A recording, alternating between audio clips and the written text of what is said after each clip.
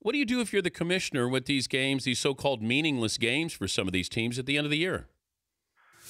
Well, first of all, Dan, I've already insured my spot. I'm going to just start this interview and turn it over to my daughter, okay, from here out. I just wanted to make sure I got the start of the interview done.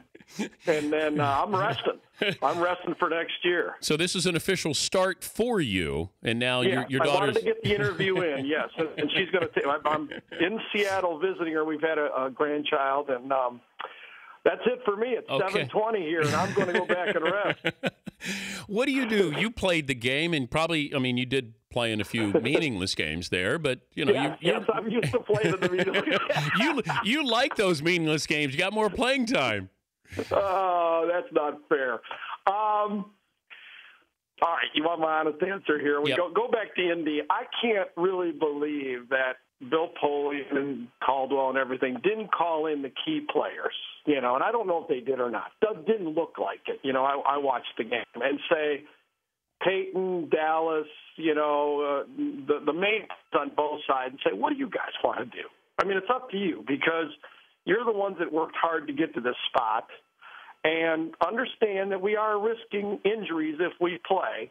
Do you want to go for it or not? Because if we lose a key player, Reggie Wayne, we all got to be on the same page here and say this is what we wanted to do. I'm surprised that didn't occur.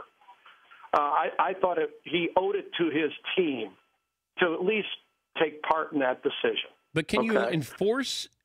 Can the commissioner say to teams, "I want to know who you're playing and for how long"? I don't see how. I don't either. I don't see how. I think that a team deserves the option, if they're in the position to rest players and create their own strategy for the playoffs. I think that's their right. I really do. What do you suppose? They could run the fullback every play, right? Who's to determine how you rest players? It is a touchy situation, and one, you've got the wrong guy on to determine. You know how I was. Listen, 95%, let's say 90% of the players in the NFL are fighting to keep their position for next week. And nobody really wants the next guy to go in there because when the next guy goes in there, he may do a little better than you. And what do we need that guy for? Right. As my good friend Tom Skladany was our punter in Detroit, had the best line. Somebody called him up on a radio show and said, how can you justify paying the shortstop for the Detroit Tigers $1 million a year when he only hit 220? And he always said, it was a great line, because if they could find somebody to hit 221, you'd be gone. We're talking to Gary Danielson from CBS Sports. The Mike Leach story, interesting on a couple of with a couple of angles here, Gary, because I don't know if it was the actual football crime here or because he did it to Craig James's son, therefore It took on a whole new life.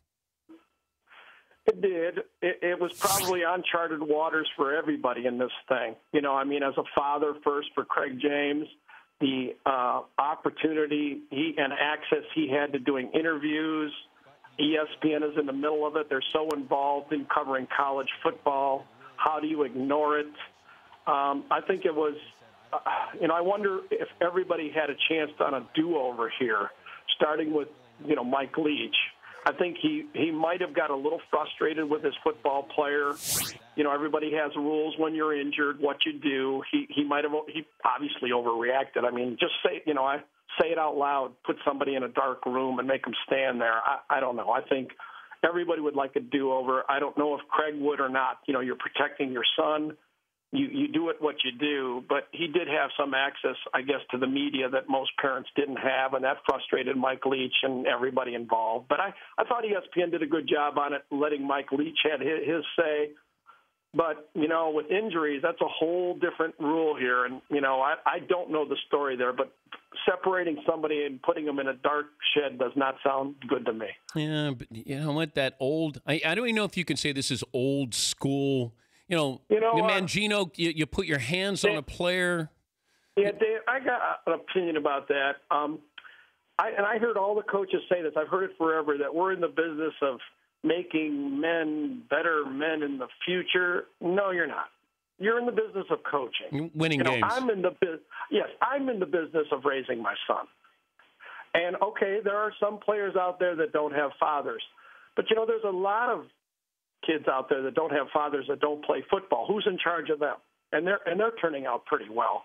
I think coaches get a little too involved in taking their job and enlarging their focus a little bit more than they should. I think they're in charge of creating a team atmosphere, being fair to everybody, producing a game plan that they think that will help their team win, and then, treating everybody in a way they would want. These are sons of somebody else, okay?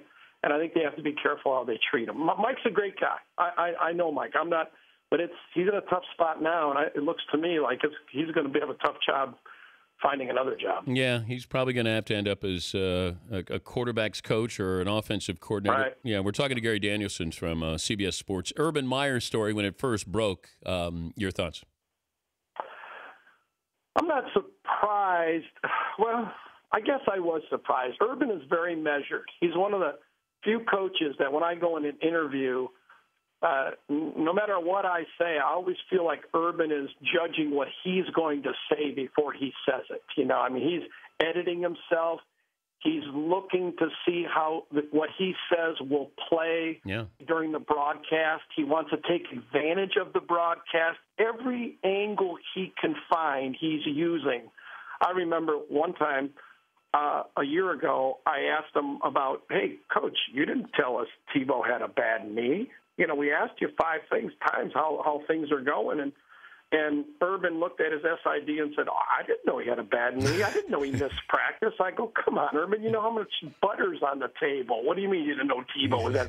But, that's the way he came from that school, that there's a line between the media and the coaches. And I had no problem with that. In fact, I told Urban that. You tell me what you want to tell me. I'll deal with it. That's the way he coached the team. I respected him a lot for that. But it did seem to wear on him. He was always on guard. And like I said during the Bobby Bowden game, Jimbo Fisher, I asked Jimbo, what did you learn from Bobby Bowden? And he said, simple, the sun is going to come up tomorrow, no matter what. And I said, maybe the guy in Gainesville needs to learn that, because for Urban, it was always a crisis every day. He's a great, great coach. But, boy, he lived and died with everything that went around that program. Yeah, Sports Illustrated did a great profile a month ago. I read that. Yeah. Everybody, Florida fans, should read that just to understand really how he was brought up and what he fights and what he'll continue to fight every day. Before I let you go, Alabama and Texas. If I said you're going to game plan, who are you going to have a harder time game planning for? Well, assuming that we're going to get the McElroy that we saw against Florida, and that, that looks like he has come out of his middle season funk, and McElroy has been well coached.